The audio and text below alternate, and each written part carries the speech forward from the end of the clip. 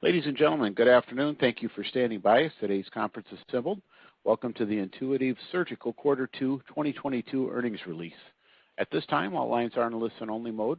Later, there will be an opportunity for your questions. Now, if you do wish to ask a question or need operator assistance today, if you'd like to ask a question, please press 1 followed by 0 to place yourself in the queue. You can take yourself out of that queue by simply pressing the 1-0 command again. If you'd like operator assistance, please press star followed by the 0, and an AT&T operator will assist you. And as a reminder, today's conference is being recorded.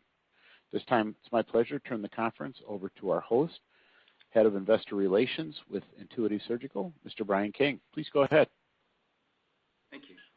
So good afternoon, and welcome to Intuitive's second quarter earnings conference call. With me today, we have Gary Guthart, our CEO, and Jamie Samath, our CFO. Before we begin, I would like to inform you that comments mentioned on today's call may be deemed to contain forward-looking statements. Actual results may differ materially from those expressed or implied as a result of certain risks and uncertainties. These risks and uncertainties are described in detail in our Securities and Exchange Commission filings, including our most recent Form 10-K filed on February 3, 2022, and Form 10-Q filed on April 22, 2022. Our SEC filings can be found through our website or at the SEC's website. Investors are cautioned not to place undue reliance on such forward-looking statements. Please note that this conference call will be available for audio replay on our website at intuitive.com on the events section under our Investor Relations page. Today's press release and supplementary financial data tables have been posted to our website. Today's format will consist of providing you with highlights of our second quarter results as described in our press release announced earlier today, followed by a question and answer session. Gary will present the quarter's business and operational highlights. Jamie will provide a review of our financial results, and I will discuss procedure and clinical highlights and provide our updated financial outlook for 2022. And finally, we will host a question and answer session. With that, I will turn it over to Gary. Thank you for joining us today. Our Q2 results reflect both environmental and Intuitive specific headwinds, accompanied by underlying business strength. Procedures in the quarter grew 14% over last year, despite pressure from COVID-driven lockdowns in China, our second largest market. Capital placement slowed from a year ago due to a combination of factors we described last quarter, and which I will review shortly. Overall pressure from COVID lockdowns impacted procedures in the quarter modestly, while reduced trade-ins and supply chain timing impacted our capital placements more significantly. The leading indicator of the health of our business, procedure demand, remains healthy. Starting first with procedures, I am encouraged by 14% growth in the quarter, reflecting strength in U.S. general surgery and solid growth extending beyond urology outside the United States. U.S. procedure growth was led by bariatric surgery, cholecystectomy, and colorectal procedures, with continued growth in hernia repair. In OUS markets, procedures grew 22% in the quarter, in spite of the COVID lockdown in China. Outside the U.S., we are seeing strength in urology now accompanied by diversified growth in other procedures. For example, in Japan, growth was strong in general surgery, including rectal resection. In the UK and Ireland, growth was strong in gynecology and general surgery, and in France, gynecology and general surgery experienced solid growth. System utilization in several OUS countries has been increasing in recent quarters as procedure adoption diversifies, increasing value for our customers and for Intuitive. This is a result of the investments we made in key country markets starting several years ago. Turning to Da Vinci capital placements, we placed 279 systems in the quarter, down from 328 in Q2 2021. In the Da Vinci business, we see three causes for the decline in placements relative to a year ago. As our customers have standardized on Generation 4 Da Vinci systems, the installed base of third-generation systems has declined, lowering the trade-in population, particularly in the United States. Next, supply chain disruption continued in the quarter, with semiconductor component delays impacting the timing of system builds, leaving us challenged to match some customer orders at quarter end. Lastly, we've seen hospital capital spending pressure grow in our part of the capital equipment space over the past 2 quarters, incenting customers to seek efficiency gains on existing capital before acquiring new capacity. Component supply constraints remain a risk, and our operating teams are working hard to shelter our customers for most of these pressures. Capital placements in more mature markets are a mix of core demand for procedures and trade-in opportunities. The need for high-quality robotic-assisted surgery remains healthy. Incremental capital demand at the customer is a function of system utilization and procedure growth. On the system utilization side, our compound annual growth rate remains at historic levels of 5% over the past 3-year period. System utilization in the U.S. over the past year was slightly down as procedure growth rate over the past year roughly matched the system install base growth. In contrast, system utilization in many OUS markets has been rising as procedures diversify.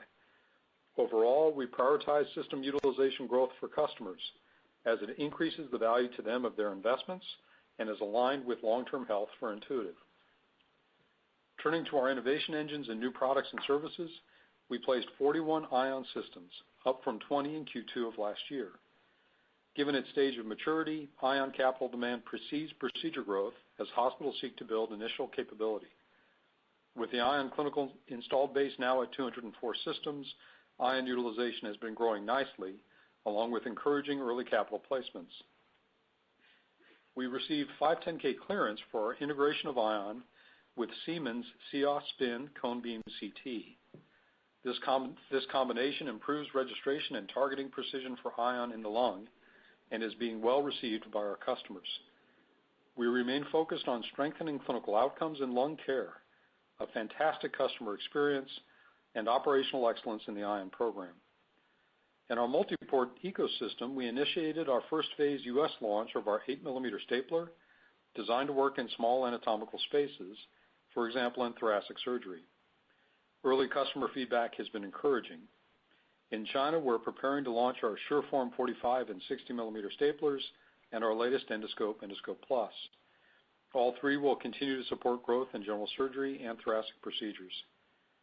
For da Vinci SP, we have expanded the number of colorectal IDE sites to help accelerate accrual, and we submitted another regulatory package for SP imaging and accessories in Japan as we work on the necessary clearances to support an SP launch in the country.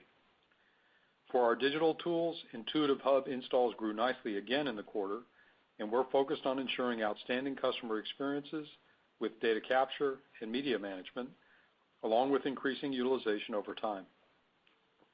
On spending, we are committed to our innovation programs because we believe the forward opportunity for our products and services are important to our customers and to the company. We have some natural shock absorbers that decrease some of our variable spending as a result of the slowdown in da Vinci capital placements. We are also planning for decelerating spend growth after we complete some infrastructure projects we need to support the company's expansion. Given our confidence in the future of our business, we have also returned cash to shareholders in the form of buybacks in the quarter. I'll now turn the time over to Jamie, who will take you through our finances in greater detail. Good afternoon. I will describe the highlights of our performance on a non-GAAP or pro forma basis. I will also summarize our GAAP performance later in my prepared remarks. A reconciliation between our pro forma and GAAP results is posted on our website. Q2 procedure growth of 14% reflected an increase in U.S. procedures of 11% and OUS procedure growth of 22%. As a reminder, procedures in the U.S. in the second quarter of last year included a recovery of procedures that were delayed as a result of the significant impact of the Omicron variant. Brian will provide additional procedure commentary later in the call.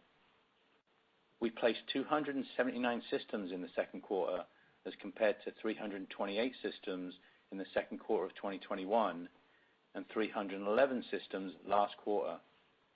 Q2 system placements were 15% lower than the second quarter of 2021, primarily due to a significant decline in trade-in transactions. There were 56 trade-in transactions in the quarter as compared to 125 in Q2 of 2021, reflecting the decline in the number of SIs remaining in the installed base. The supply chain environment continues to be challenging, and during the quarter, we experienced delays in the supply of certain semiconductor components that caused manufacturing output of da Vinci systems to be later in the quarter than historical norms. As a result, a number of systems that we would have expected to place in the latter part of June experienced minor delays and were shipped and installed in July. We indicated on last quarter's call that we had experienced a softening in the U.S. capital pipeline.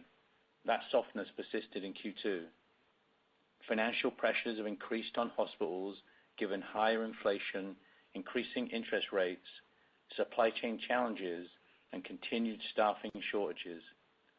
Some of the larger IDNs have indicated that as a consequence of the financial pressures they face, they are lowering their capital investment plans and tightening operational budgets. We expect that demand for capital, particularly in the U.S., will be impacted while macro conditions remain challenging. Where a particular hospital requires additional Da Vinci capacity given growth in their programs, we will leverage our flexible acquisition models to meet the financial objectives of our customers. Given the system placements in Q2, the installed base of Da Vinci systems grew approximately 13% year over year. Utilization of clinical systems in the field, measured by procedures per system, increased approximately 1% compared to last year. Using a 3-year compound annual growth rate, second quarter utilization grew almost 5%, which is in line with historical averages. In more mature markets like the U.S., capital demand is sensitive to procedure growth, and therefore we monitor changes in system utilization closely. As a result of our procedure and capital performance, Q2 revenue was $1.52 billion, an increase of 4% from the second quarter of 2021.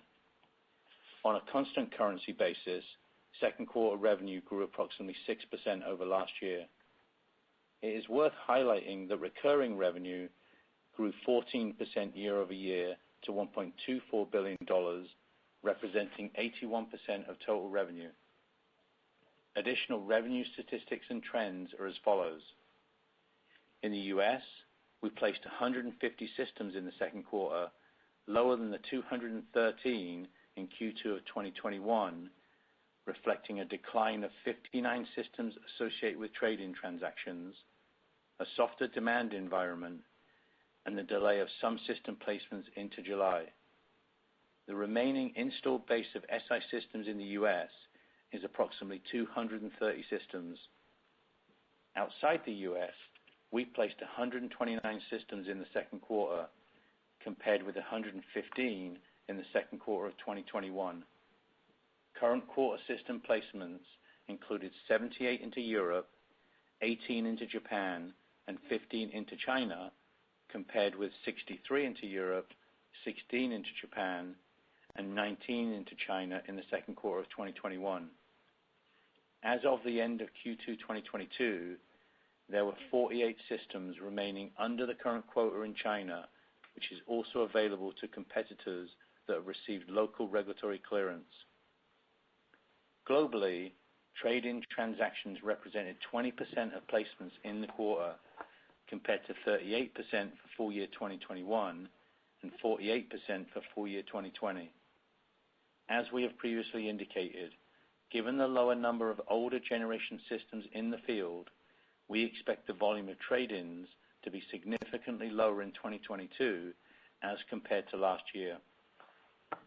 Leasing represented 42% of Q2 placements, compared with 35% last quarter and 33% in the second quarter of 2021. The higher lease mix primarily reflected an increase in the proportion of OUS customers that leased a system in the quarter versus purchased, driven in particular by customers in Europe. While leasing will fluctuate from quarter to quarter, we continue to expect that the proportion of placements under operating leases will increase over time. Second quarter system average selling prices were $1.50 million, slightly lower than the $1.54 million last quarter. Although system ASPs were roughly flat, lower trade-in volumes benefited Q2 ASP, offset by an unfavorable impact from the stronger US dollar and a higher mix of lower price X systems, primarily driven by customers in Europe. We recognized $22 million of lease buyout revenue in the second quarter, compared with $16 million last quarter and $26 million last year. Lease buyout revenue has varied significantly quarter to quarter and will likely continue to do so. Instrument and accessory revenue per procedure was approximately $1,900 per procedure, compared with $1,870 last quarter and $1,940 in the second quarter of 2021. The year-over-year decrease primarily reflects the benefit of stocking orders in Q2 of 2021 associated with the launch of our extended use instruments program and an unfavorable FX impact from the stronger US dollar. The sequential increase reflects a higher proportion of stapling and advanced energy revenue. Revenue for these categories combined grew 22% as compared to the second quarter of last year. We placed 41 Ion systems in the quarter as compared to 20 Ion placements in the second quarter of last year. The installed base of Ion systems is now 204 systems, of which 90 are under operating lease arrangements. Second quarter Ion procedures of approximately 5,200 increased 251% compared to the second quarter of 2021.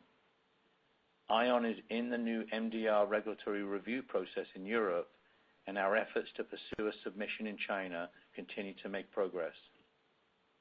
5 of the systems placed in the second quarter were SP systems, resulting in an installed base of 111. Second quarter SP procedures grew approximately 28% year-over-year. One of the areas of potential clinical differentiation for SP is in narrow access surgery, for example, in transoral robotic surgical or TORS procedures. For malignant TORS procedures, based on the last 4 quarters, we estimate SP market share in the U.S. to be just under 20%. Growth of the SP platform will continue to be gated by additional clinical indications and clearances in markets beyond the U.S. and Korea. Moving on to the rest of the P&L, pro forma gross margin for the second quarter of 2022 was 69.2%, compared with 71.7% for the second quarter of 2021 and 69.8% last quarter. Pro forma gross margin was lower primarily as a result of the stronger US dollar, higher logistics costs, increased component pricing, and increased fixed costs relative to revenue as we invest in our infrastructure and manufacturing capacity to serve our long-term needs. Pro forma operating expenses increased 23% compared with the second quarter of 2021. The increase in second quarter operating expenses from a year ago reflected an increase in headcount, higher R&D related project costs, and higher travel costs, including the impact of inflation. Given the early stages of our newer platforms, Ion and SP, and our digital ecosystem, we expect to continue to invest in R&D given the return profile of these investments. Spending in SG&A will be more closely linked to our procedure and revenue performance, and we will continue to pursue plans to invest in infrastructure and business process automation to ensure we can efficiently and effectively scale. Pro forma operating margin for Q2 was 35% as compared to 40% for the full year 2021. As compared to the second quarter of last year, the net impact of FX, inflation, and manufacturing inefficiencies associated with the supply chain environment is a reduction in operating margin of approximately 2%. Our pro forma effective tax rate for the second quarter was 22.3%, in line with our expectations. Second quarter 2022 pro forma net income was $415 million, or $1.14 per share, compared with $475 million, or $1.30 per share for the second quarter of 2021.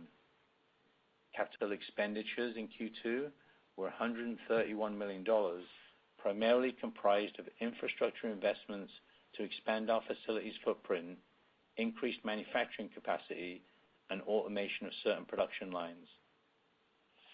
I will now summarize our GAAP results.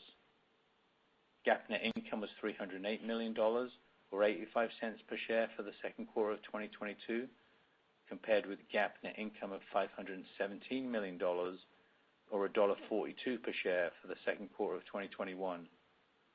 The adjustments between pro forma and GAAP net income are outlined and quantified on our website and include excess tax benefits associated with employee stock awards, employee stock-based compensation, amortization of intangibles, and gains and losses on strategic investments.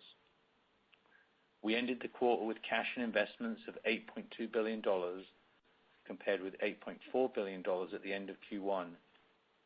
The sequential reduction in cash and investments primarily reflected share repurchases and capital expenditures, partially offset by cash from operating activities. Our capital allocation priorities remain consistent and are as follows. First, to organically invest in the business, given the significant opportunities we see to develop differentiated technology and drive adoption of our products. Second, to acquire external technology that creates value for our customers and/or accelerates development timelines, or acquisitions that accelerate our growth. Third, we return excess cash to shareholders and look to do so efficiently. In Q2, we repurchased 2.2 million of our shares at an average price of $224 per share for a total expenditure of $500 million.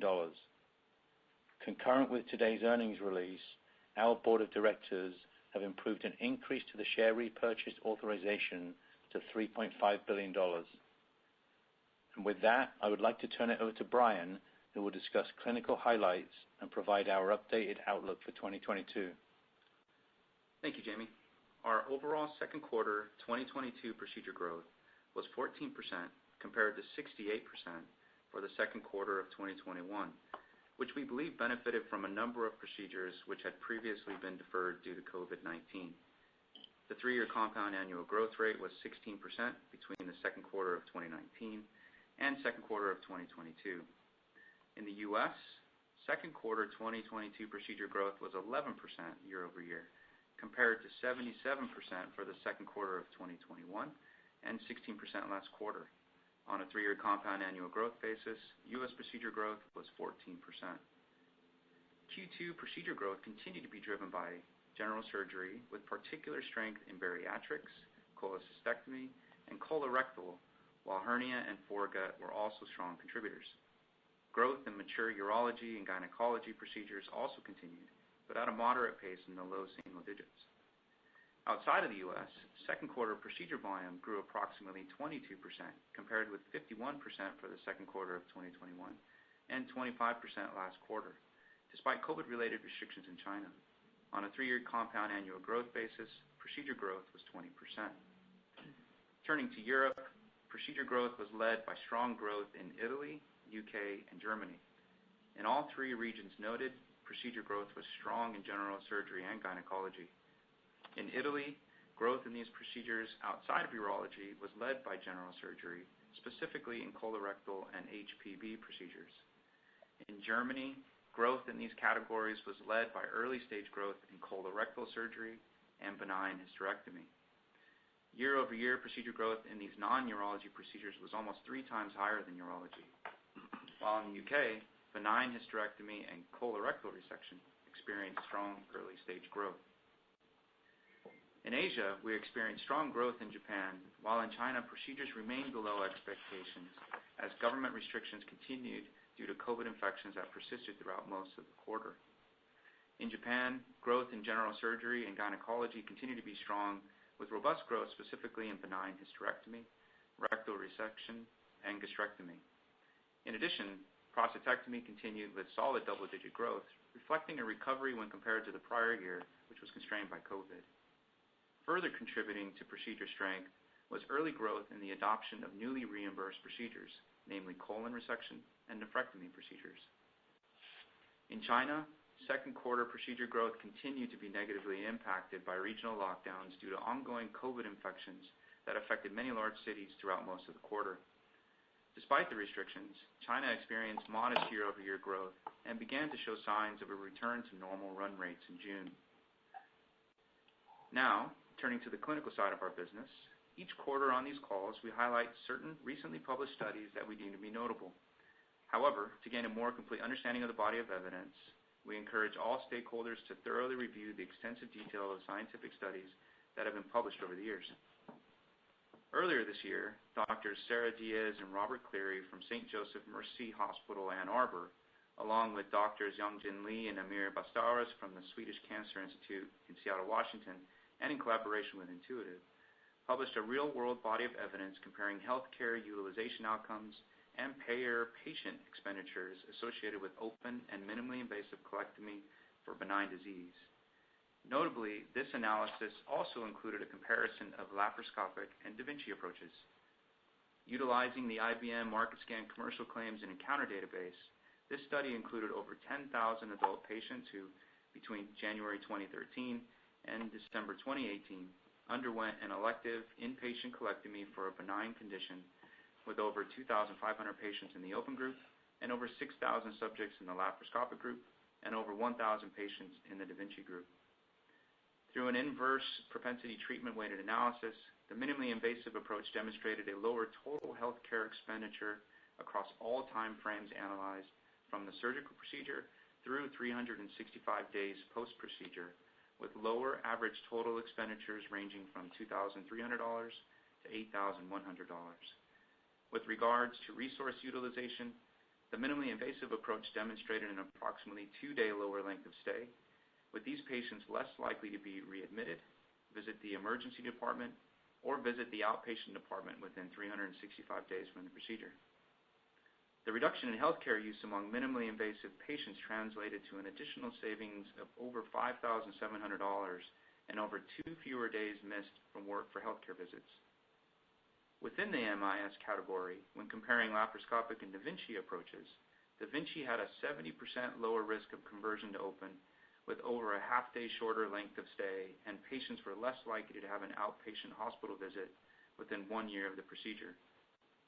Of note, patients who had a conversion to open had a longer length of stay, higher hospital payments, and were more likely to have a readmission or hospital visit within 1 year of the procedure. The reduction in conversions translated to an additional savings of approximately $4,800 and 1.5 fewer days of missed work due to healthcare visits. The authors concluded, in part, that minimally invasive colectomy is associated with lower mean healthcare expenditures and less mean healthcare resource utilization compared to the open approach for benign disease, with a shorter mean length of stay and conversion to open rate observed with the Da Vinci approach. I will now turn to our financial outlook for 2022. Starting with procedures. On our last call, we forecast full year 2022 procedure growth within a range of 12% to 16%. We are now increasing our forecast and expect full year 2022 procedure growth of 14% to 16.5%. This range continues to reflect the uncertainty associated with the course of the pandemic. The low end of the range assumes increasing COVID hospitalization and staffing pressure at hospitals for the remainder of the year. At the high end of the range, we assume COVID-19 related hospitalizations around the world continue to decline throughout the remainder of 2022, and there are no additional significant impacts from further resurgences. The range does not reflect significant material supply chain disruptions or hospital capacity constraints similar to what we experienced at the start of the pandemic. While procedure growth so far in the first half of 2022 has been healthy, the capital pipeline in the U.S. has been softer than in prior periods, mainly due to a lower number of SI systems in the install base available for trade-in, and macro-related headwinds creating pressure on hospital capital spending. Capital placements in more mature markets are a function of procedure demand that is moderated by system utilization growth and trade-in opportunities. While trade-in opportunities have declined, the core demand for procedures continues to be healthy, and system utilization has been increasing. With a 3-year compound annual growth rate in procedures of 16% from Q2 of 2019 to Q2 of 2022, and installed base growth of 11% over the same period, utilization of installed systems has continued to increase through the pandemic and first half of 2022. This is increasing the value derived from the existing installed base for our customers and for us. As we look ahead, we expect these capital dynamics to continue for the foreseeable future.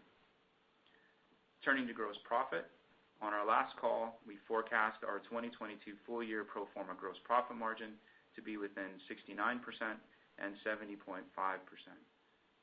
We are now refining our estimate of pro forma gross profit margin to be within 69% and 70% of net revenue. Given the ongoing impact of higher input costs related to supply chain and the impact from a stronger U.S. dollar, we would expect to be towards the lower end of that range. Our actual gross profit margin will vary quarter to quarter, depending largely on product, regional, and trade-in mix, fluctuations in foreign currency rates, and the impact of new product introductions.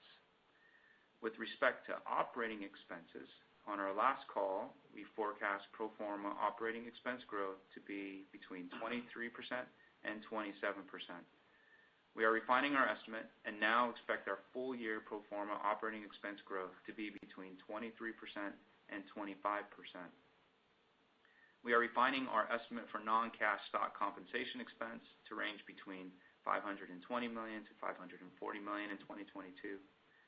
We are also refining our estimate for other income, which is comprised mostly of interest income, to total between $60 million and $70 million in 2022, an increase from our previous estimate of $50 million and $60 million. The increase primarily reflects the continued rise in interest rates. On last quarter's call, we forecast 2022 capital expenditures within a range of $700 million to $900 million.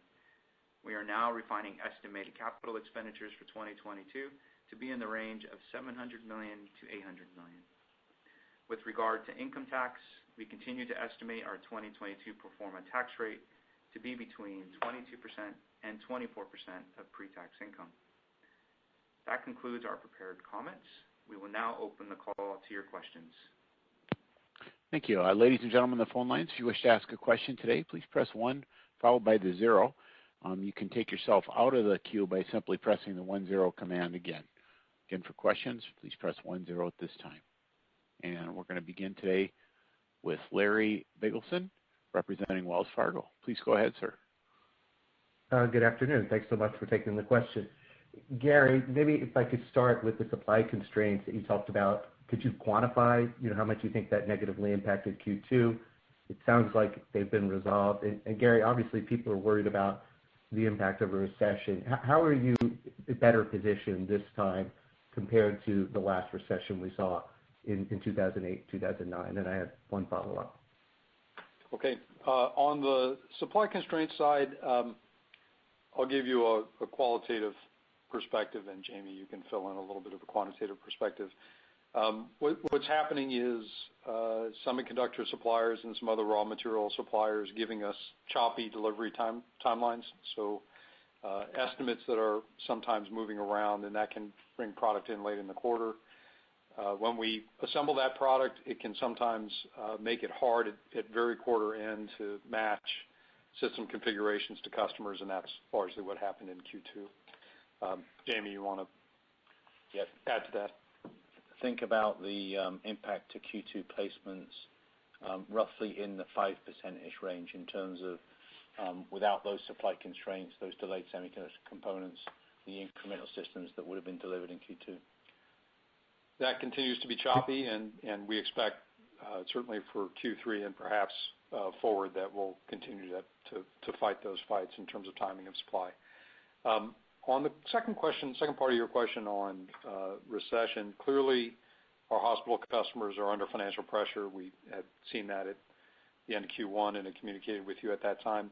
I think relative to where we were as Intuitive a decade ago, the size and strength of the install base, the relative position that we have in terms of centrality to surgery and multiple disciplines, and the expression of that in recurring revenue, the percentage of our business that's in recurring revenue, I think gives us a little bit better shock absorption and predictability in terms of a large part of the revenue of the business, and gives us a few more degrees of freedom in terms of how we make our investments and time those investments relative to 2008, 2009.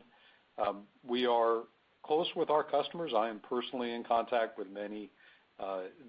The trends that we've been describing to you, I think we understood pretty well. The size and duration of those trends in terms of pressure, very, very hard for any of us to predict. And you had a follow-on. Yeah, that's all fair. Gary, I'm going to push my luck a little bit here. FDA seems to be requiring clinical data for new systems. We know you have a new system in development. So my question is, do you know yet if FDA is going to require clinical data for your new system before approval? And if so, what can you share? Thank you. In looking at two things, I think let me broaden the question. Looking at the regulatory environment globally, and in particular in the United States and Europe, we have seen a trend in medical device and in robotic-assisted surgery for increasing data requirements. Sometimes those are trials, sometimes they're other kind of data. That trend has continued, and it's impacting all of us in the market, including Intuitive. You can expect that we will improve the Gen 4 product that's out there. We can get good ideas and technologies into our existing customer base hands and improve their utility. We will do that. We are, of course, working on next generations, and as I've said before, generations after that. Without answering your question specifically, the deeper the technological opportunities and the clinical impact, the more likely you have a deeper validation work to do. And we're not afraid of that work. I'd rather do things that are really clinically meaningful for the customer, and if we have to do the work, then we'll do the work. I will say for everybody on the call, it's clear that relative to a decade ago, the investment trough and the timelines for new systems have both increased. The timelines have increased because of the changing regulatory environments in several countries, and as a result, the amount of investment that has to go into that has also changed. It's also increased. I think, and this is a prediction, that it will also extend the useful life of products that we design. So it's taking a little longer to get to market than it used to, maybe more than a little. It's costing us more to get there. But that change in environment also means that really well-designed systems probably have longer useful life in the field. And I think we're starting to see that early evidence of that as well. So thank you for the question, Larry. Thank you. And next we'll go to the line of Ahmed Hazen, representing Goldman Sachs. You are open. Oh, thanks, and good afternoon. Maybe to come back to the supply chain question, I want to maybe ask it through the lens of kind of a bigger picture here, just given all the challenges you've gone through in the past, year and a half or so. Do you have plans that change strategically in terms of evolving towards, maybe regionalization or domestication of the supply chain? And how do we think about that and incremental costs that might come with that if that's the plan, or do you just plan to kind of ride this out and expect a more normal environment next year? Yeah, I'll start, and Jamie, you can lean in. First, I want to acknowledge our operating teams and the supply chain teams. They have done a spectacular job in the number of components that we manage in a robotic surgery system, both on the capital side and on the instruments and accessory side, and the management of those supply chains is remarkable, perhaps bigger than most people expect relative to the size of our company. They have been really good at being proactive and thoughtful about supply chain robustness, about strategic reserves, and about the ability to pivot into alternative components when we need to, and that has really been a spectacular performance. That's a long way of saying that they have been proactive. They will continue to be forward-looking and designed for supply chain robustness. What that looks like depends a lot on the underlying product, whether it's creating second sources or using alternatives or thinking about regional deployment. We have been working through regional deployment prior to the pandemic, and we've done that work as we've gone on. That does incur some cost. We're thoughtful about it, and Jamie, why don't you provide your perspective? From a strategic perspective or long-term perspective, setting aside the current supply chain challenges, some of the things that we consider in our own long-term planning is the size of our business as it grows over time in the various regions that we serve, where you might locate redundant capacity or incremental capacity, and in terms of the economic equation, you're trading the potential cost of redundancy with savings on freight and logistics to the extent that you can supply them in region. That economic analysis is relatively straightforward, and really you're just looking for the degree of redundancy you want and when do the regional businesses get big enough to warrant the economics. But certainly what you describe is something that we're looking at carefully and have been. Thanks for that. And maybe just to hit on just earnings going into the future, with the components that you give us, it seems pretty clear this year we're probably not going to get earnings growth. You had some interesting comments. It sounds like the R&D you're going to keep spending, and you believe in what you're doing organically. That makes sense. Not sure if you have more comments on SG&A, but just thinking through, okay, no earnings this year. In terms of your commitment to shareholders, is it okay for you not to grow earnings next year too? Would that become a bigger focus for you just given how this year has gone? How do you think about earnings growth after, kind of what this year is going to end up looking like? Thanks. Yes, so we're not going to get specific about 23 at this point. You'll obviously see us provide our outlook on the January call. What we're doing with respect to R&D currently is investing in multi-year projects and investments. You see that in our newer platforms, Iron and SP. We have obviously investments in digital, many of which are at an early stage. And we do continue to invest in the fourth generation ecosystem. And we look at the returns on those investments carefully and have confidence in them. But in part, because of the regulatory timelines that Gary described, they are multi-year investments. And we think that the returns there are quite attractive. And so that's why you see, for example, if you look at the first half, our R&D grew 30% relative to the overall growth of about 25% for OPEX. But if you take a multi-year view, given the growth opportunities that we see, you'd expect us to grow earnings over time. I'm not going to say whether that's 23 yet or not. And with respect to operating margins specifically, what we've said is we look to be at the high end of our medtech peer set. And by medtech, that means high growth companies that have growth opportunities as we see that we do. I'll speak to us for a second on SG&A. We do have some infrastructure that is either needs to be built out to support the growth, particularly in manufacturing, or we have some processes in IT and other parts of the business where we're long-lived on our pavement, and there's some repaving or potholes to fix that we will finish. We do expect to see highly targeted spending in that area going forward, and as we retire some of that project spend, we'll be thoughtful about where we go next. So we'll start to see some of that expense start to titrate into next year. Thank you.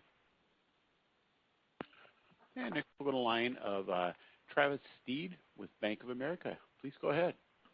Hi, thanks for taking the questions. Gary, I'd love a little more color just on the overall hospital capital environment. Are you seeing hospitals just being more cautious on the near term, or do you think we're in for a longer duration CapEx slowdown? I'm curious how you think the slowdown could range in terms of outcomes, if it's like 08, 09 or 13, 14 or 2020. And also, like, Lease has ticked up to 42% this quarter. I'm curious where you think that could peak in a slower CapEx environment. Yeah, on the hard to predict the depth and duration of hospital pressure, so I won't.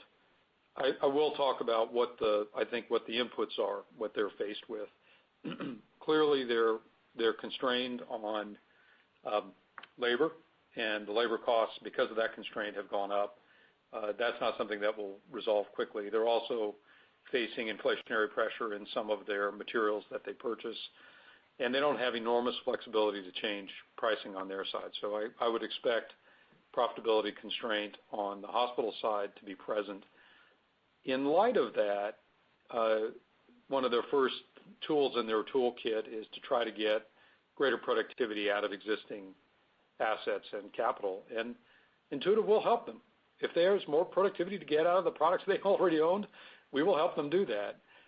I still think there are hospitals out there that are going to be strategic, that are in better financial condition, and if they want to build a new capacity and a new product line, says SP or ION, or to branch out into a new region, then they'll do that, and we'll help them do that as well. I don't think this is a 1 or 2 quarter resolution. It's certainly going to be something longer than that. With regard to change in lease and how do we think about leases going forward, Jamie, I'll ask you to take that. Yeah, if I split between U.S. and OUS, what you've seen in the U.S. is relative maturity in understanding and acceptance use of our leasing program. It's been ticking up slowly over time. While it will fluctuate quarter to quarter based on customer preference, I do think that that will slowly continue to tick up just based on what we hear from customers. In OUS, where we offer leasing, which is not in every market, we're at an earlier stage, and so you're seeing growing understandings and acceptance of leasing as an option as they acquire capital, and so I'd expect that to continue to climb over time. Great, thank you. And I had one other question, Gary. I listened to your talk at SRF a few weeks ago, and you mentioned the time it takes to get new products to market is a couple years longer. I think you said 6 to 8 years before, now 8 to 10 years. I'd love to kind of get in a little more detail on that assumption that you went through there, and kind of think is, I assume it's mostly regulatory, but kind of dig into the comment a bit more and see how that's changed your strategic thinking in general of how you think about innovation and your product cycles at the moment. Yeah, it was a kind of a directional comment, more about averages than about a particular product line. So I discourage anybody looking at a particular product line and try to infer from it. We have a basket of things we do, and on average, it's gotten longer. Strategically, I think there are a couple of things that strengths in the business that versus a decade ago that help us and give us more flexibility, more freedom, and that is both the deep penetration we have in the market, the large size of the customer base in terms of active users. If we can get them a technology in increments, we're not as dependent on capital revenue as years past. I think the recurring revenue side is a strength for us. If that increases productivity for the hospital, that's great. It turns out that gives them better financial returns on the investments they made. But also our economic profile is stronger in repeat use utilization than it is in capital change. So what that means to us is bring capital change when it really is differentiated, when it really brings incremental clinical value or new market access to our customers. And that's what we're focused on. With regard to the regulatory side, our goal is to be really good at it, to get the right data we need at the right time, done right the first time, and take care of it. And those types of requirements ebb and flow over time, and we're in a particular state where the requirements are quite high, and we'll deal with it. Great, thanks for the color. And we'll go to the line of Robbie Marcus, representing J.P. Morgan. Please go ahead. Great. Thanks for taking the questions. Maybe to start, a lot of your comments, it feels like it's a U.S. comment in terms of the capital equipment.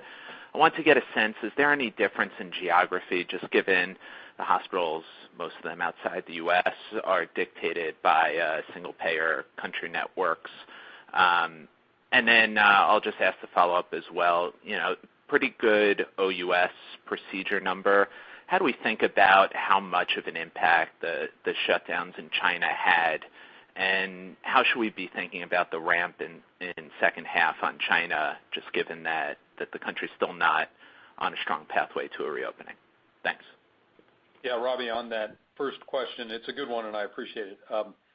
Clearly, the utilization of systems and the posture of hospital acquisition relative to systems differs by country based on the maturity of our markets and the depth of penetration of Da Vinci.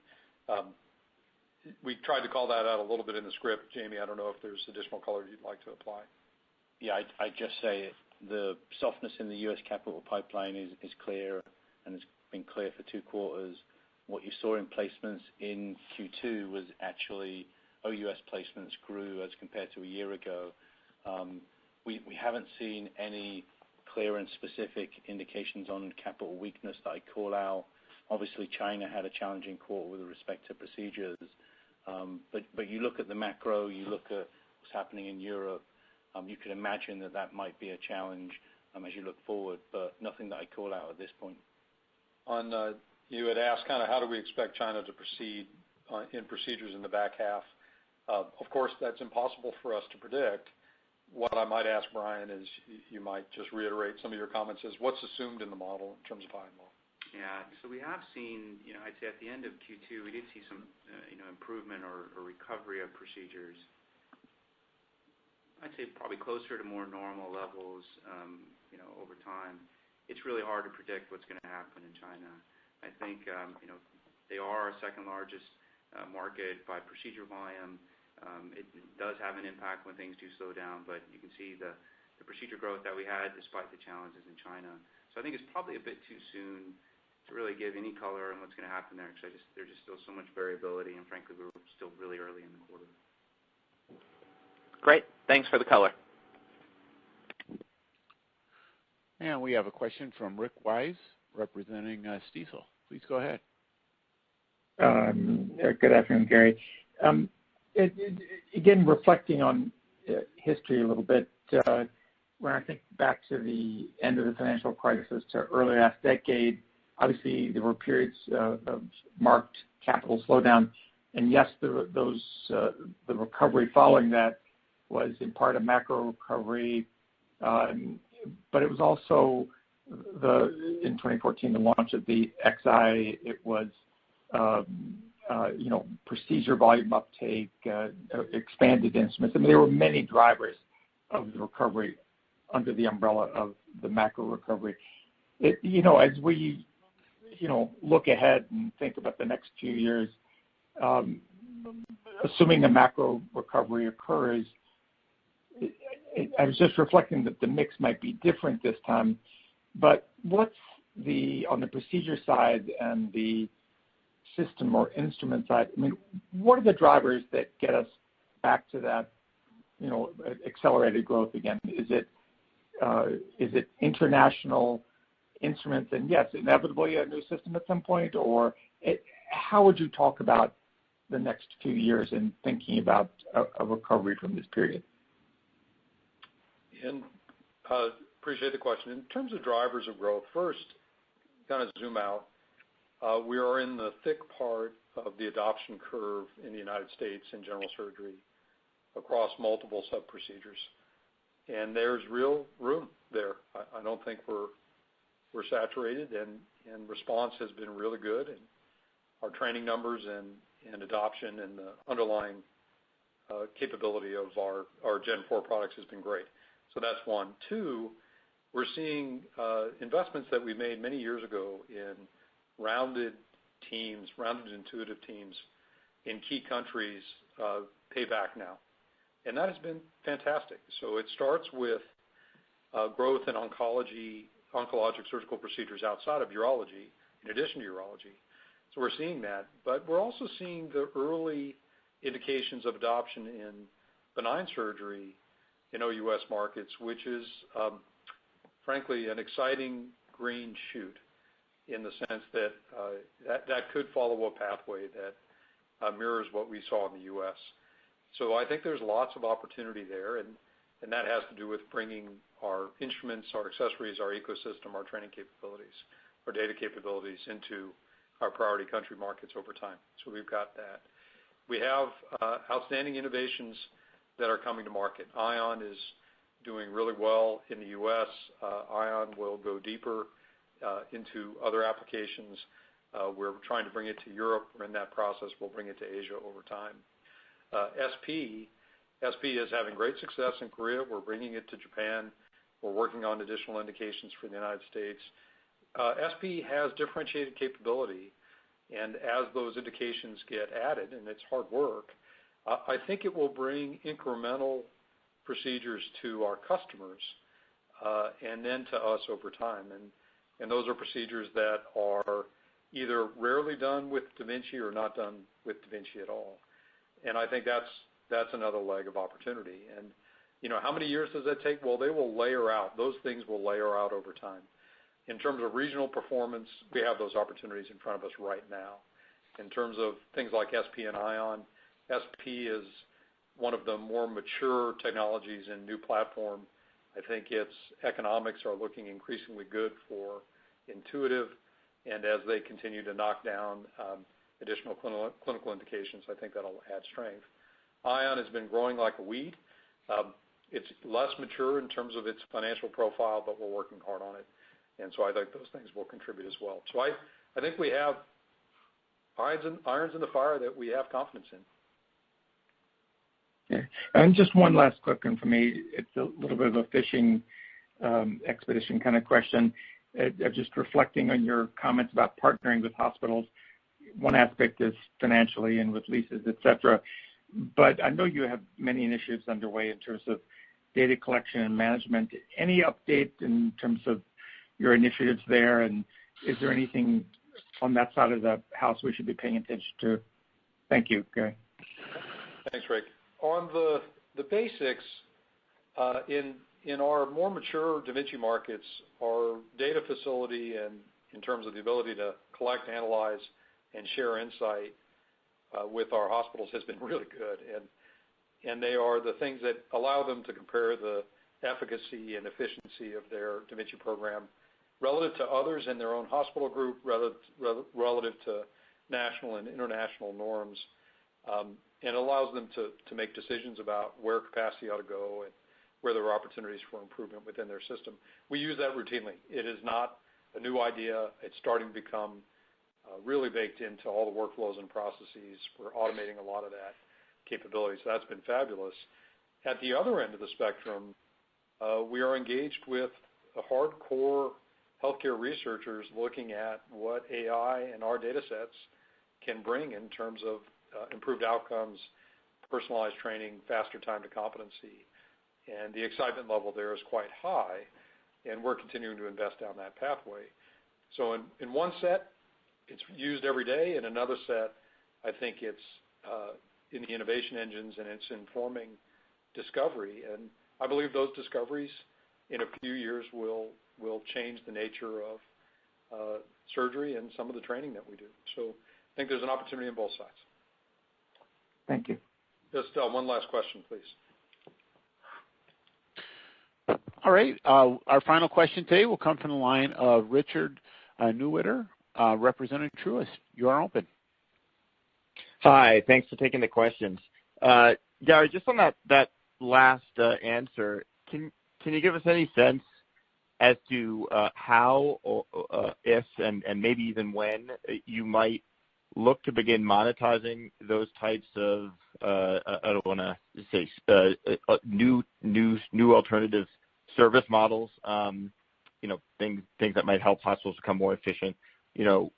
Can we expect to see that filter into new sources of revenue streams, and when? And are you already exploring that? And then I have one follow-up.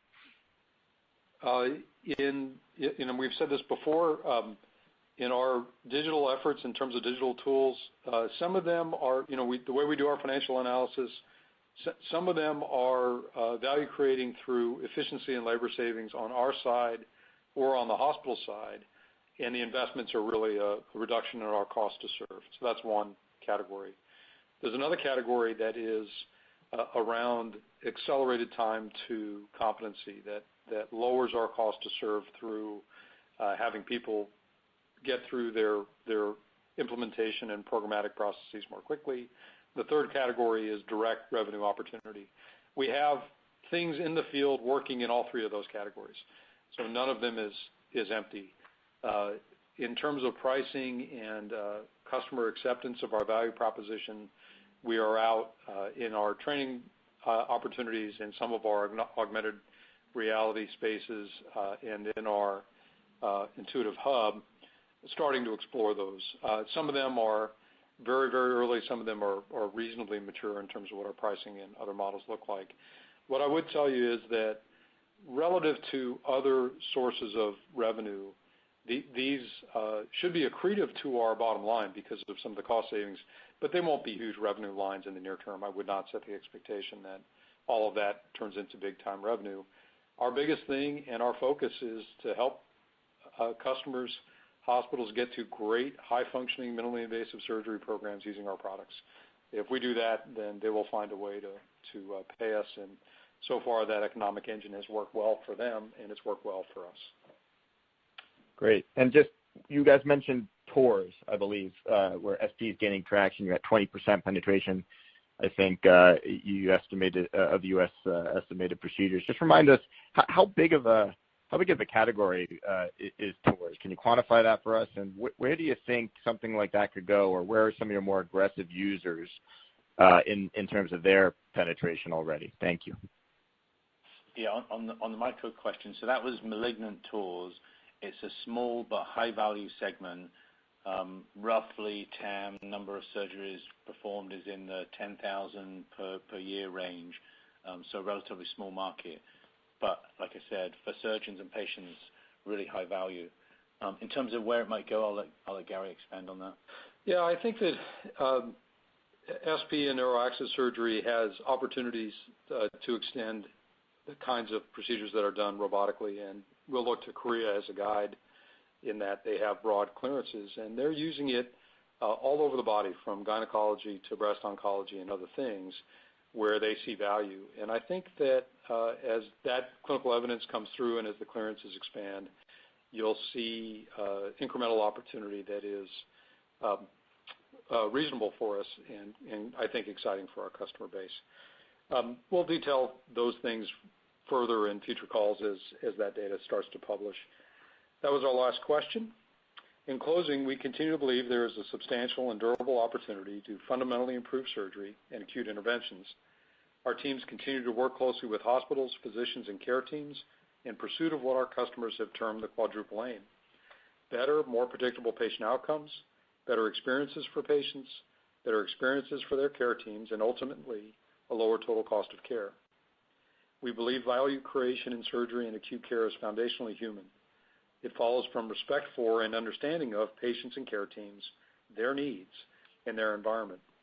At Intuitive, we envision a future of care that is less invasive and profoundly better, where diseases are identified earlier and treated quickly so patients can get back to what matters most. Thank you for your support on this extraordinary journey. We look forward to talking with you again in 3 months. Ladies and gentlemen, that does conclude our conference for today. We thank you for your participation in using the AT&T Event Services. You may now disconnect.